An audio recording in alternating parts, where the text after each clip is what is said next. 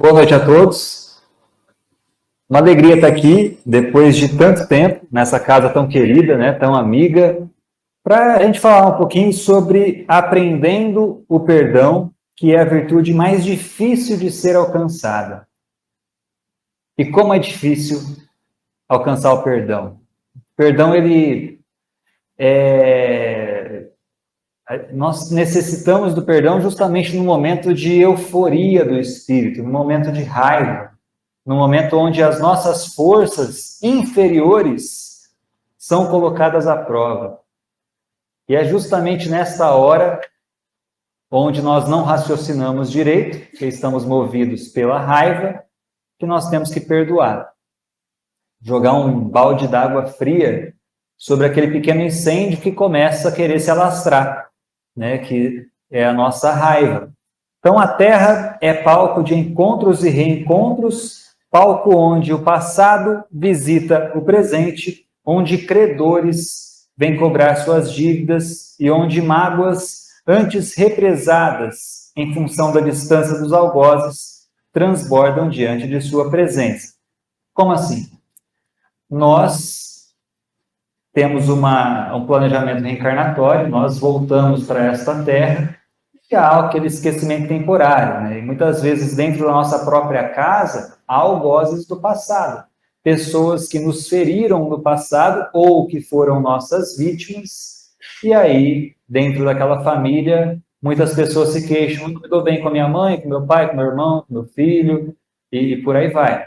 São pessoas que tiveram uma história, têm uma história, né, relacionada ao passado e que agora tem que haver esse reajuste.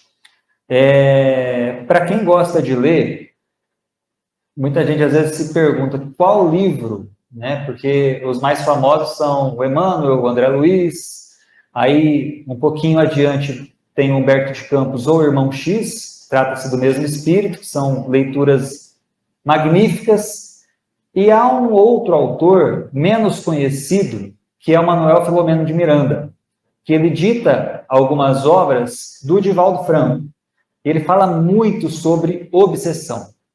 E esse é um dos pontos mais importantes da palestra de hoje, relacionado ao perdão, porque muitas vezes, né, um dos livros chama-se Sexo e Obsessão e traz a história. Não é o sexo no sentido vulgar da palavra, tá? Ele traz a história da cidade perversa, por exemplo. Existem várias, mas várias cidades perversas ao redor da Terra. São cidades onde vivem ali espíritos que não querem saber do bem, é até uma afronta essa palavra para eles, né? Eles gostam de viver de forma equivocada. E armam várias tramas contra nós encarnados. Como assim? Eles conseguem enxergar no nosso perispírito as nossas chagas morais. Todos nós temos uma dose de orgulho, uma dose maior ou uma dose menor. E é isso que eles utilizam contra nós. Então, diante de uma situação, um conflito, com quem quer que seja, no trabalho, no trânsito, isso acontece muito, no dia a dia, com a família, eles observam e falam: opa, o Davi tem um pouco de orgulho, então vamos usar isso contra ele. Aí começa a vir aqueles pensamentos: como é que fulano fez isso contra mim? Isso não pode, isso está errado. E aí a gente acaba levando, a gente começa a colocar combustível naquilo que deveria, né, parar por ali. A gente sabe que o mal não merece aplausos, a desavença não merece aplausos, não merece comentário, né? Cada um dá o que tem, né? A pessoa, ela é egoísta, ela vai agir com egoísmo. A pessoa é orgulhosa, ela vai agir com orgulho. A pessoa, cada um tem os seus próprios hábitos, né? E no fim das contas, tanto faz o que o outro faz conosco. O que importa é o que a gente faz para o outro, que é isso realmente que nos aproxima do nosso objetivo ou nos distancia. Então, esses espíritos da cidade perversa, a gente pode usar esse nome mesmo, porque qualquer plano de umbral, de um modo ou outro, São cidades perversas, onde reina ali a ignorância, a maldade, né, as falhas, as chagas, as doenças morais das criaturas, que por afinidade se concentram em cidades assim, formam grandes bairros e se incomodam com o progresso, sem dar-se conta que, invariavelmente, são compelidas também à reencarnação. Isso, e esse livro fala muito sobre isso, sobre o estado da Terra hoje. A gente observa a Terra hoje, ela é bem inferior ao que era há 30, 40, 50, 60 anos. Embora a evolução ela é uma graça, né, realmente as pessoas evoluem, a quantidade de espíritos infelizes que vêm reencarnando é absurda. É uma oportunidade que eles têm também. Então, nós temos que tomar cuidado em relação às nossas más tendências, para que a gente possa, sim, saber lidar com algumas situações, evitar o rancor, evitar o ódio, evitar a raiva, né? A raiva a gente sente em alguns momentos, mas alimentar isso que a gente acaba se prejudicando. Uma vez, numa outra casa espírita, o palestrante disse uma coisa, e a gente, às vezes, numa palestra, escuta durante uma hora o palestrante falar e uma frase a gente leva para casa. Em uma dessas palestras, aliás, naquela palestra, o palestrante falou uma infinidade de coisas e eu lembrei de uma frase. Viver algo ruim pode ser inevitável, agora reviver é opcional. Como assim, pessoal? Reviver é opcional. A pessoa me magoa, faz uma coisa que eu não gosto. Eu não tenho controle sobre isso. Agora, ficar mentalizando, remoendo, revivendo, isso é completamente opcional. É totalmente opcional. Né? Nós podemos abdicar desses pensamentos compreendendo algumas coisas que a gente vai falar adiante aqui. Algumas técnicas para perdoar, porque existem algumas técnicas. Né? A gente acaba levando as coisas, às vezes, muito a ferro e fogo, porque não tem uma visão mais ampla. Quando nós nos colocamos, ou temos uma visão turva, né, que essa vida ilusória, essa vida material nos proporciona, uma visão muito turva, muito limitada, nós nos colocamos como os coitadinhos, né, como as vítimas. Mas não há vítimas, não existem vítimas, existem autores, que em maior ou menor grau somos todos nós. Né? Estamos aqui porque ferimos uma série de leis no passado, e hoje estamos aqui buscando reajuste. Enquanto outros que despertaram mais depressa já estão em planos muito mais elevados do que nós. De um modo ou de outro, ficamos para trás em relação a muitos espíritos. As pessoas caminham na direção que acreditam. Essa é uma outra frase que dá para a gente usar como fonte para começar a perdoar. Porque as pessoas, elas acreditam que elas estão certas, mesmo estando erradas. Elas têm uma visão equivocada, né? Cada um tem um ponto de vista. Então, as pessoas caminham na direção que acreditam. Tá? Cada um dá importância para aquilo que acredita. Às vezes, então, as pessoas não têm noção de que estão errando. Quando desencarnam, se deparam com uma frase, e essa é a primeira frase que elas se deparam no plano além-túmulo. E qual é? Uma frase que André Luiz nos deixa no livro Os Mensageiros. Eu não assisti o filme, Nosso Lar 2, não sei se isso ele traz no filme ou não, mas que é uma frase assim: a pior dor para o espírito é a sensação de tempo perdido. E quanto tempo nós perdemos? Perdemos muito tempo achando que estamos certos. Quantas pessoas desencarnam achando que estão certas e não pedem perdão, aí depois vem no centro tais espíritos ou tais encarnados pedindo algum tipo de comunicação, porque quer ficar numa situação melhor com quem partiu. Não é? Nós temos tempo. Nós ainda temos tempo.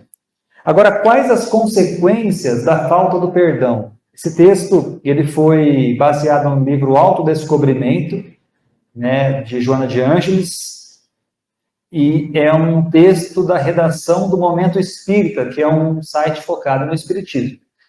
Desde que o mundo é mundo, a humanidade tem lutado contra as enfermidades mais variadas. Quando consegue controlar uma delas, outras surgem mais cruéis e ameaçadoras.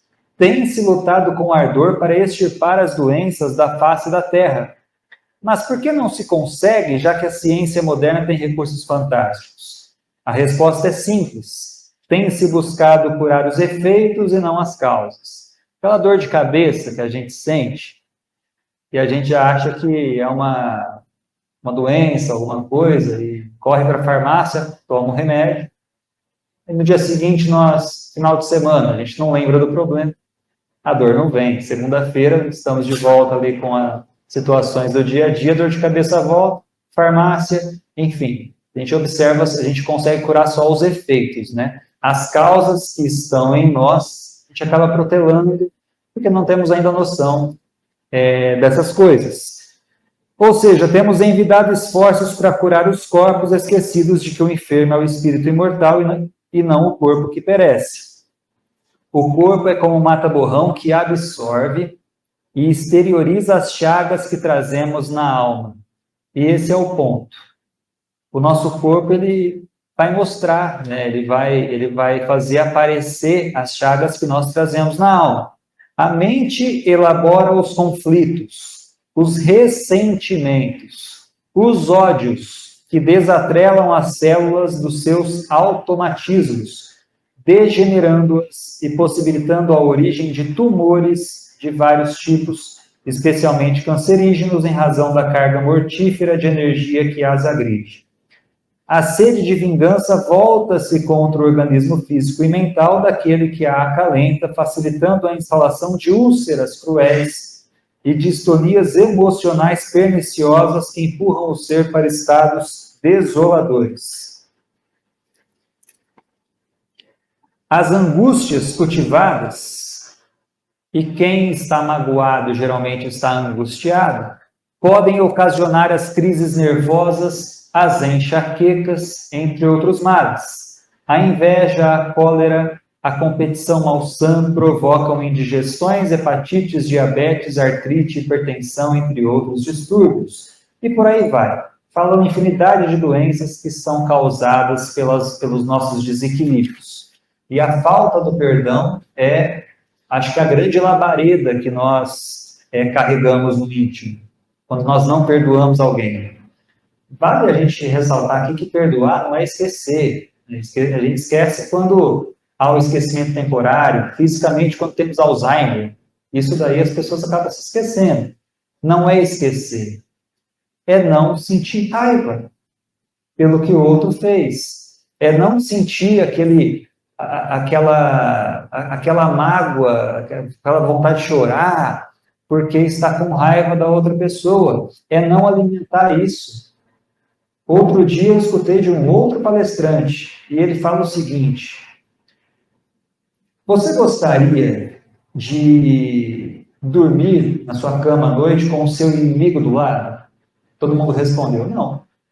Você gostaria de tomar banho e o seu inimigo estar ali o tempo todo? Não. Você gostaria de ir para o trabalho e levar o seu inimigo com você? Não. É isso que acontece quando a gente não perdoa. A gente não esquece. O inimigo está ali. A gente vai dormir, o inimigo está ali. A gente acorda, toma um café, o inimigo está ali. Nós vamos almoçar, o inimigo está ali. Nós vamos assistir um filme, o inimigo está ali. Nós não nos desligamos do inimigo. E existem várias técnicas para a gente vencer essa raiva, essa vontade doentia, né, de se livrar daquilo. No livro Chico Xavier e Jerônimo Mendonça, Fórmula da Felicidade, é um outro livro bem bacana do Jamiro Santos Filho, é um palestrante mineiro, que teve a oportunidade de obter, né, o conteúdo de uma das palestras do Jerônimo, e ele transformou aquilo em livro. E é fantástico, porque fala sobre os degraus da felicidade. São 7 degraus que nós temos que percorrer para que sejamos felizes. Um deles é a humildade, um deles é a caridade. Então, são degraus que nós temos que atingir. Mas um desses degraus, ele fala que é o degrau mais difícil de conseguir subir, que é o degrau do perdão. É muito difícil a gente perdoar, porque nós nos julgamos como vítimas. E aquelas entidades lá da cidade perversa e por aí vai, né, de outros pontos, enfim, né, até os amigos encarnados, que nós julgamos amigos, falam, não, você está certo, fulano está errado. Acaba jogando mais combustível naquela fogueira que a gente tenta apagar e as pessoas ficam cultivando aquilo. Nós não estamos certos, não há certo na história, somos todos errados. Quem bate, está errado, quem apanha, também está errado, porque possivelmente ontem quem apanhou foi quem bateu. Então, nós estamos errados.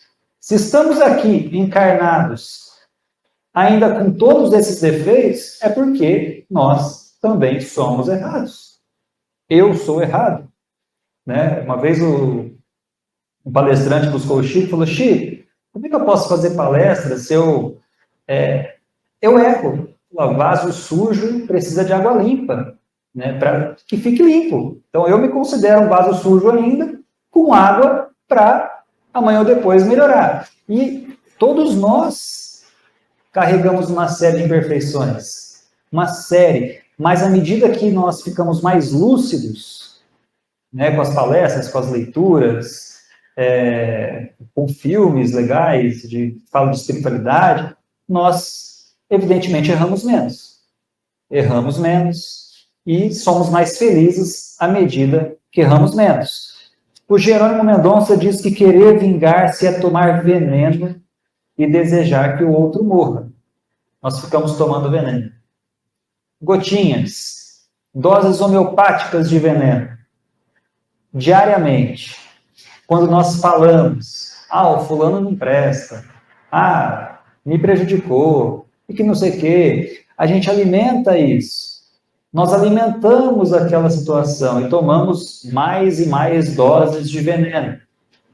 E aí o organismo físico não aguenta. O Ísias, no filme Nosso Lar 1, ele fala que o nosso corpo possui incalculáveis reservas, mas não pode suportar maus tratos dia após dia.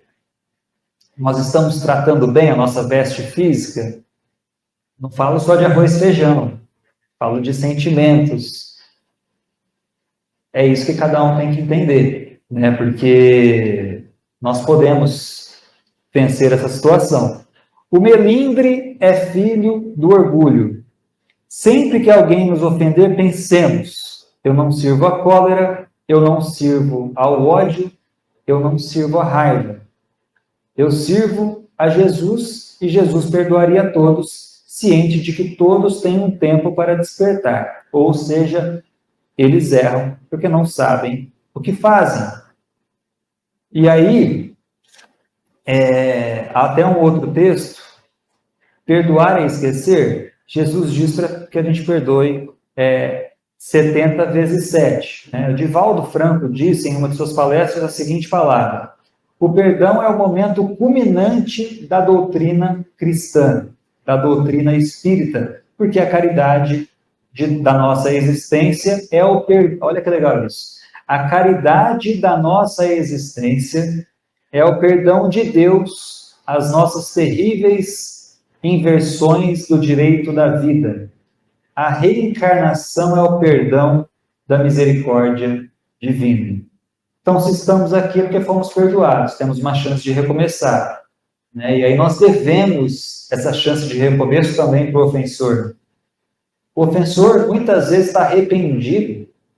Ele não fala, porque tem orgulho, né? Ele não vai falar. Mas, muitas vezes, ele está arrependido. E, no fim das contas, é melhor ter paz do que ter razão. É muito melhor ir lá, faz de conta que você está errado, errada, pede desculpas. O ambiente já muda, a atmosfera muda, a raiva some, mesmo que seja aparentemente injusto você pedir desculpa no lugar do outro. Mas é uma forma jogar um balde de água fria naquele incêndio que está te corroendo, né? Jerônimo Mendonça diz que não perdoar é sofrer duas vezes. E a gente sofre 2, 3, 4, e a gente sofre muito. A gente sofre muito por não perdoar o outro. A gente se esquece que nós também erramos. Erramos. E erramos muito também.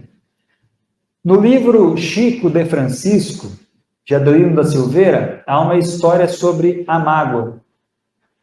Há muitos anos, o Chico possuía um cachorro.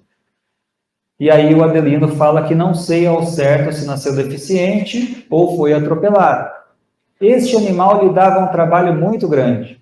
Madrugada dentro, quando regressava do centro espírita, tinha que limpar todo o quarto. Comprava com seu salário pequeno uma coberta que não chegava a durar um mês. Assim foi durante muito tempo. Certo dia, quando ele chegou, o cachorro estava morrendo. Parecia que ele estava me esperando. Olhou-me demoradamente, de uma maneira muito terna, fez um gesto com a cauda e morreu. E isso disse o Chico para o Adelino. Enterramo-lo no fundo do quintal, não sem antes derramar muitas lágrimas. Passaram-se alguns meses e uma de suas irmãs lhe disse: Chico, você se lembra daquele cachorro aleijado? Sim, como é que eu poderia me esquecer? Olha, vou lhe contar uma coisa, ele não morreu de forma natural, não. Dona Fulana tinha pena de você chegar de madrugada e ter tanto trabalho, e querendo aliviá-lo, deu a ele um veneno. Oh, meu Deus, não me diga uma coisa dessas. É verdade, Chico. O Chico não sentiu raiva pela pessoa, mas uma tristeza invadiu-lhe a alma e uma sombra começou a envolver-lhe o coração. Passados alguns dias, Emmanuel lhe disse: esta mágoa que você asila no coração está atrapalhando o trabalho dos bons espíritos. Você precisa se livrar dela. Mas eu não consigo esquecer, disse o Chico. Mas é preciso. E como é que eu faço? Você precisa dar uma grande alegria a ela. Eu dar alegria? O ofendido fui eu, disse o Chico. A receita não é minha, é de Jesus. Fazei o bem aos que vos aborrecem. Leia o Evangelho, Emmanuel disse para o Chico. Obediente e resignado, Chico procurou descobrir o que a pessoa gostaria de ter e ainda não tinha. Era uma máquina de costura.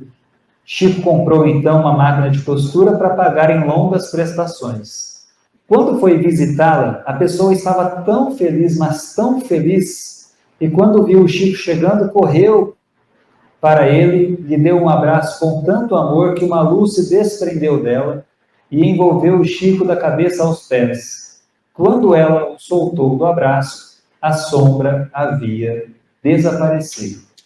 Eis aí uma receita para quem comete a imprudência de carregar a mágoa no coração. É um peso muito grande que nós não precisamos carregar. É o lixo que o outro deixou em nós. E a gente carrega esse lixo se quiser, né? Basta pensar que muitas vezes o outro não sabe o que faz. Né? No calor da emoção, quem é que tem total controle das emoções? Acho que nenhum de nós tem um total controle. No momento de que as nossas falhas morais são colocadas à prova, acho que ninguém consegue raciocinar direito.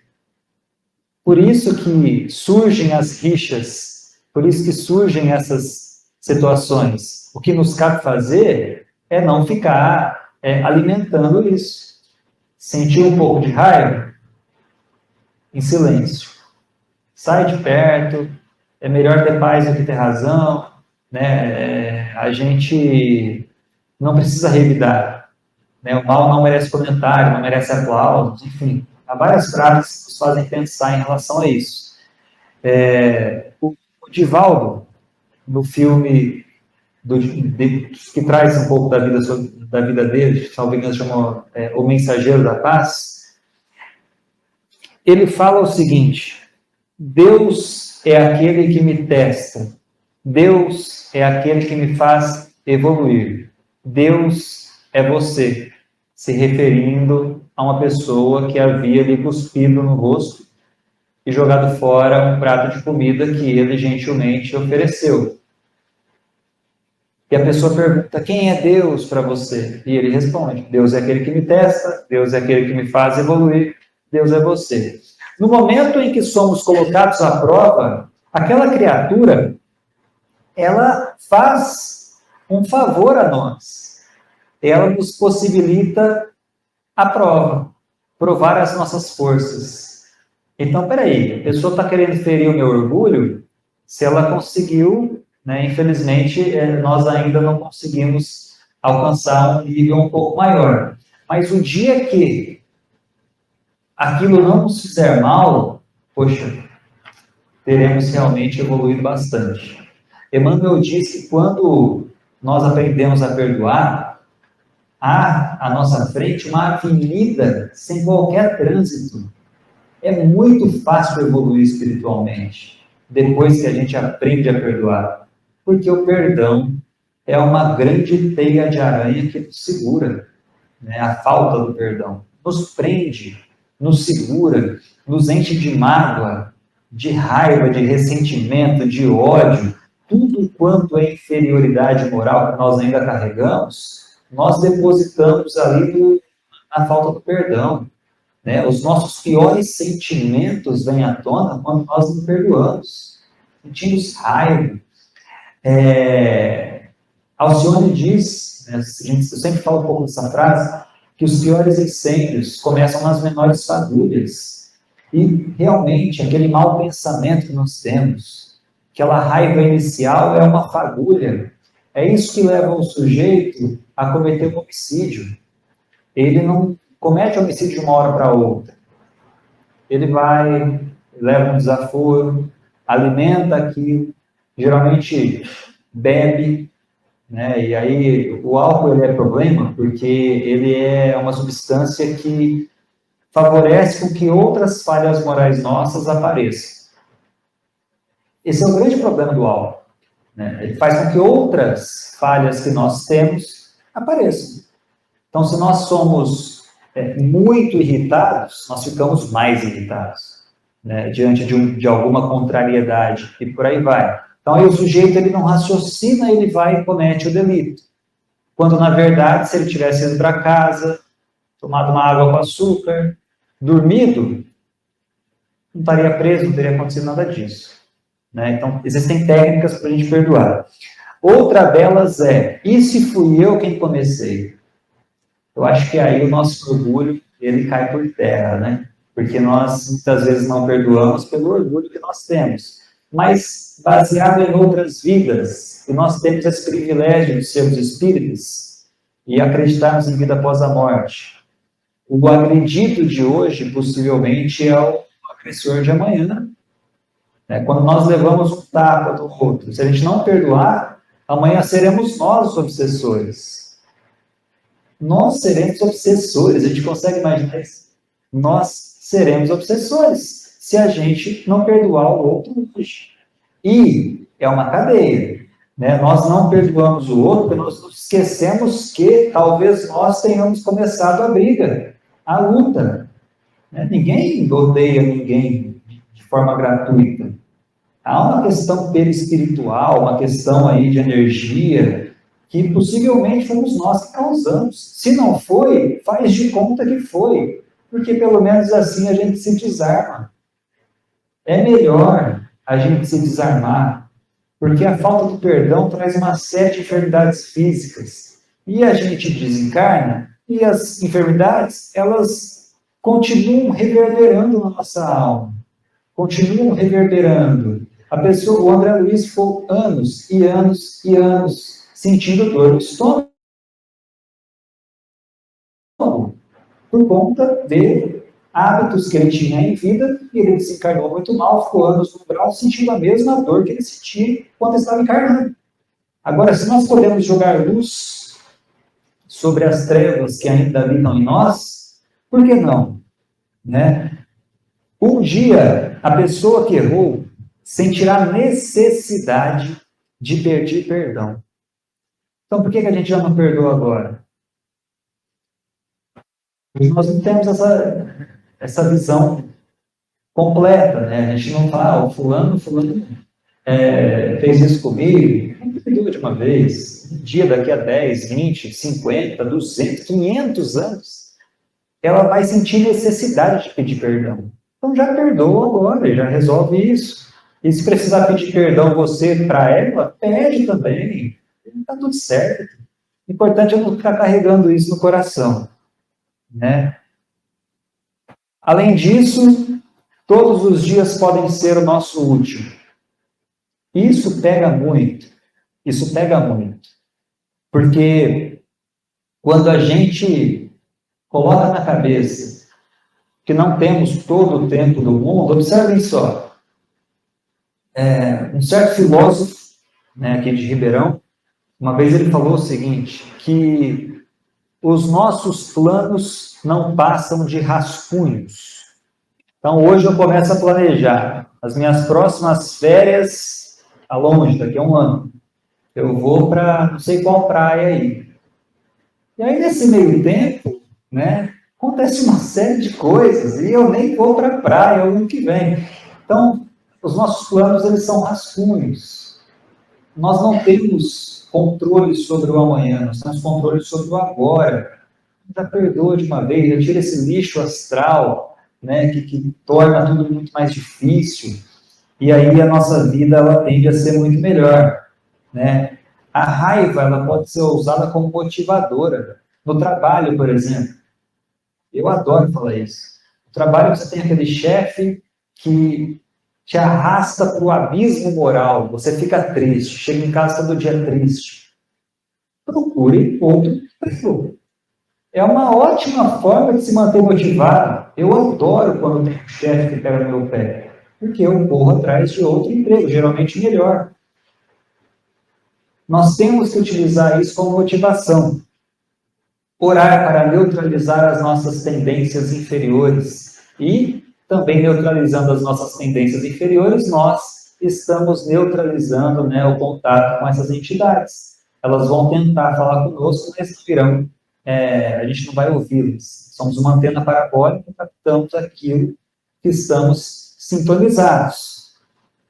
Emmanuel diz, então, quando adquirirmos a virtude do perdão, adquirir outras virtudes ficará fácil. É como se estivéssemos em uma avenida pela frente, livre de qualquer trânsito. E para fechar, pessoal, na dúvida, o que é que Jesus faria se estivesse em nosso lugar nas mesmas condições?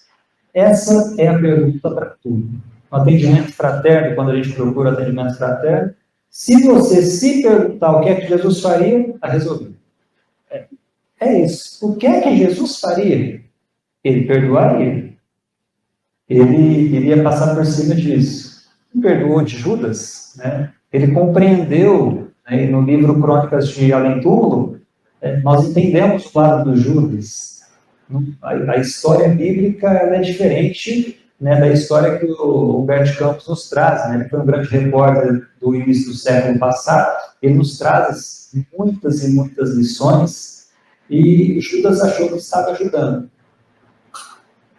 Não estava, mas achou que estava. A intenção dele, intimamente, foi boa.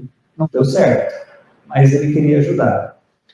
E Jesus certamente o perdoou. E quantas pessoas, às vezes, falham conosco e a gente carrega isso a vida inteira. Então, diante da dúvida, o que é que Jesus faria se estivesse em nosso lugar nas mesmas condições? Uma ótima noite a todos e até a próxima palestra.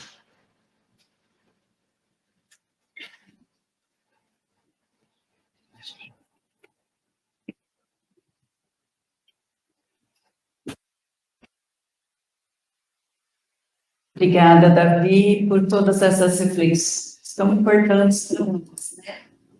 Ficamos muito felizes com a sua palestra aqui, trazendo tantos ensinamentos.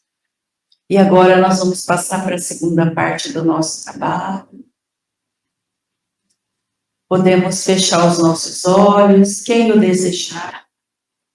Já estamos aí com o nosso anjo da guarda.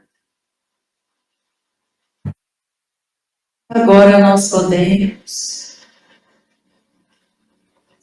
o melhor de nós, os nossos melhores sentimentos, o nosso amor, e enxergar como um fio que sai do nosso centro de força cardíaco, e ele é tão forte, conforme o nosso pensamento e a nossa vontade. E ele se enovela com os fios de cada um que está aqui. E junto, os fios dos trabalhadores espirituais da casa. E forma como que um tronco. E esse tronco frondoso chega até o médico das nossas almas, o Mestre Jesus. E ele pode agora direcionar essas irradiações para o hospital espiritual que funciona aqui, em cima da nossa casa. E todos aqueles que trazemos as nossas listas de vibrações no nosso coração, na nossa mente, todos aqueles que adentram a nossa casa, encarnados ou desencarnados, todos aqueles que passam na rua, os nossos vizinhos aqui, possam sentir essas radiações. E agora ela é direcionada para o nosso lar, para o lar de cada um que está aqui, para o lar de cada um que está online. E essa energia entra na porta da frente da nossa casa, envolvendo todos os cômodos, envolvendo todos os nossos afetos que lá estão. Os nossos animaizinhos de estimação, nossas plantas, nossos vizinhos. E nós podemos nos sentir ceareiros de Jesus, trabalhando para o nosso próximo. Que essa energia chega ao lar de parentes e amigos, dos lares espirituais dos nossos irmãos, daqueles que não conhecemos. E essas energias são irradiadas agora nos hospitais de todo o nosso planeta, onde nós passamos pela experiência da dor. E dessa forma, nunca mais seremos os mesmos, porque na alta hospitalar voltaremos para casa algo modificados, com mais fé, com mais certeza da intervenção divina em nós.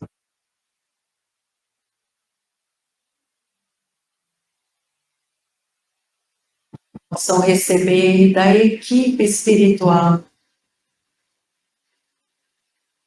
a ajuda necessária para que encontremos os braços da nossa família espiritual que está nos esperando.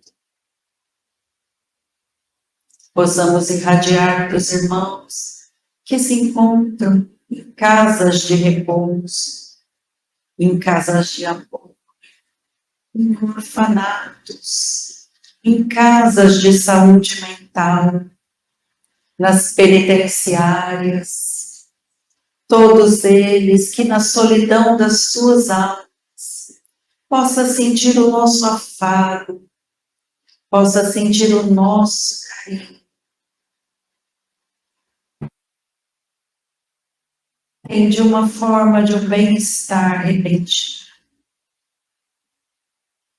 Possamos irradiar para os irmãos em situação de rua, das periferias da cidade, os invisíveis do mundo, ninguém olha, mas que são nossos irmãos.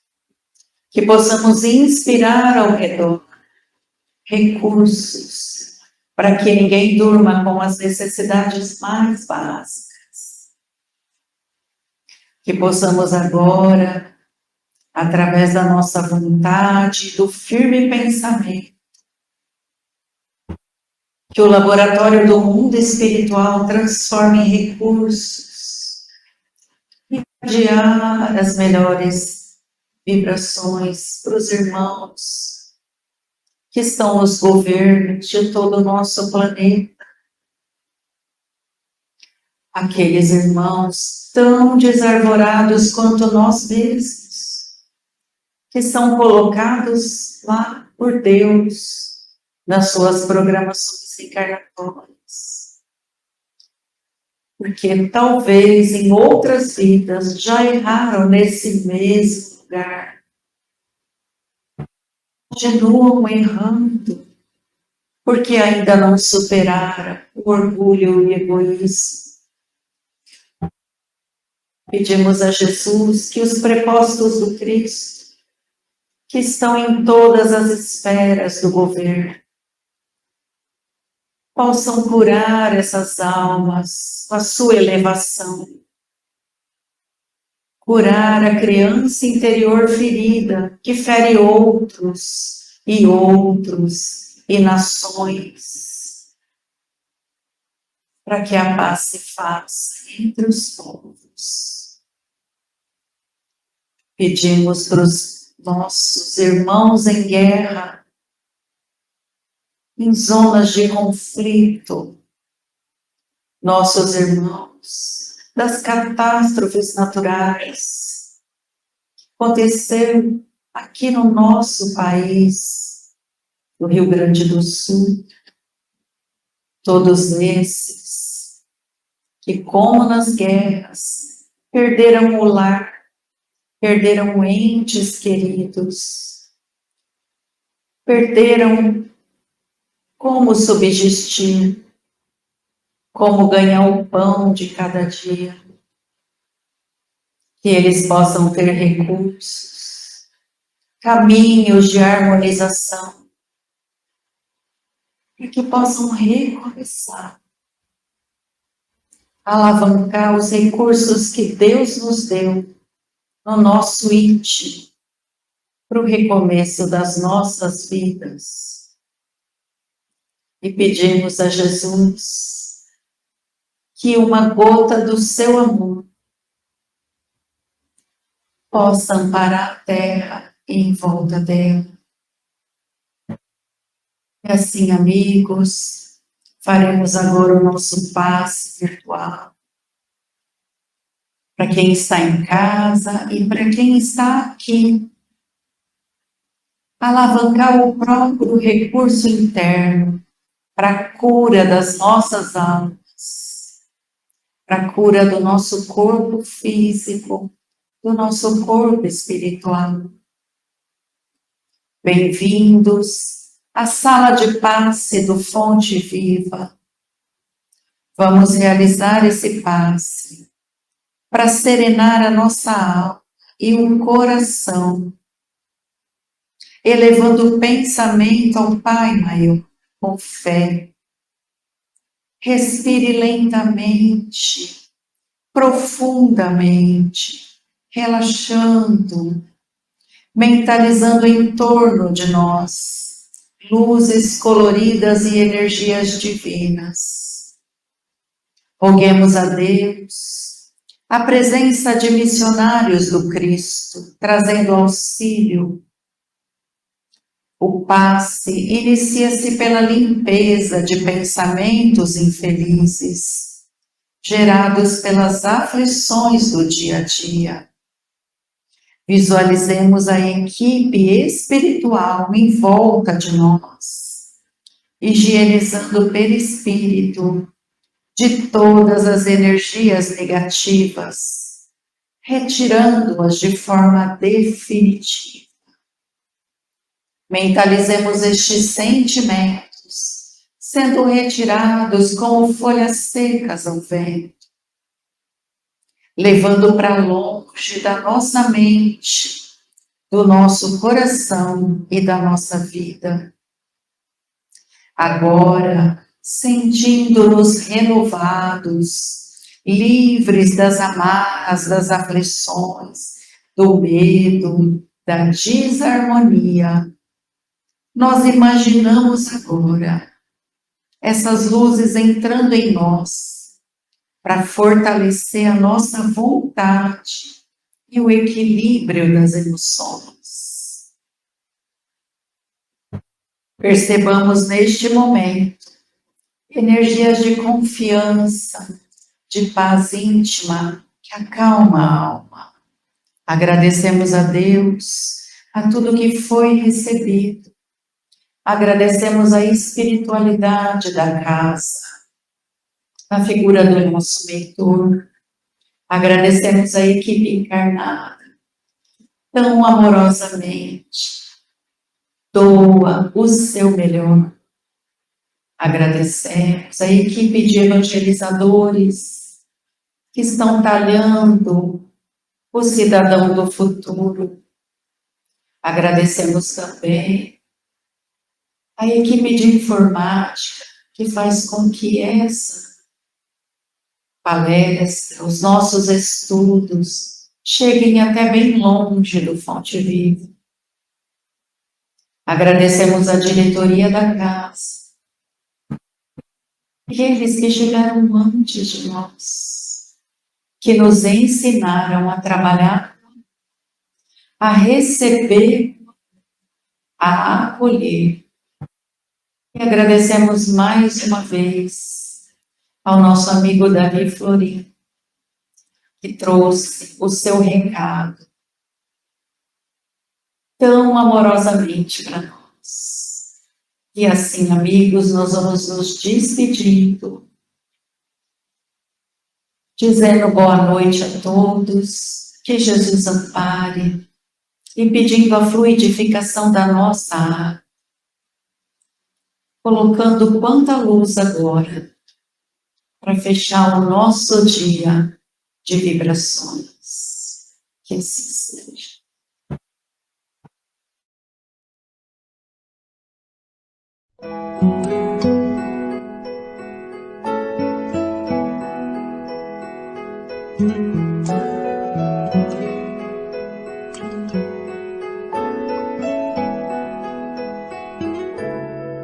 Quanta luz neste ambiente, descendo sobre nós, vibrando em nossa mente. Quanta luz, pois assim em prece, como a alma cresce aos olhos de Jesus.